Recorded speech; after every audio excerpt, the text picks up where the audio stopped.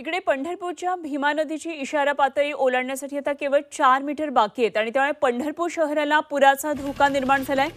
भीमा नदीमधून मोठ्या प्रमाणामध्ये पाण्याचा आता विसर्ग सुरू आहे, त्यामुळे भीमा नदी दुथडी भरून वाहतेय।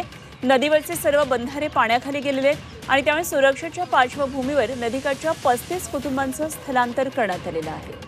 आणि या ठिकाणाहून आढावा घेतलाय आमचे प्रतिनिधी सचिन कसबे यांनी।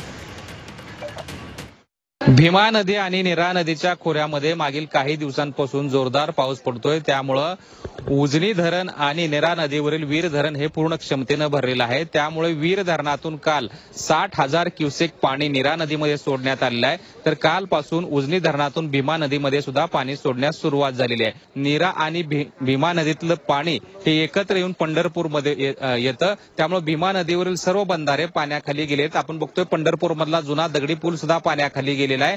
आता आपण पंढरपूरमध्ये आहोत। पंढरपूरमधली ही पुंडलिकासह सर्व मंदिरांना पाण्याचा वेढा पडलेला आहे। आपण बघतोय हा माधवार घाटाचा परिसर, या ठिकाणी पाण्याची पातळी वाढलेली असताना सुद्धा भाविक धोकादायक पद्धतीने या ठिकाणी स्नान करतायत। प्रशासनाने या ठिकाणी कोणतीही सुरक्षा व्यवस्था केली नाही किंवा कुठल्याही सूचना दिलेल्या नाहीत, त्यामुळे कोणतीही दुर्घटना घडण्यापूर्वी प्रशासनाने या ठिकाणी उपाययोजना करण्याची गरज आहे।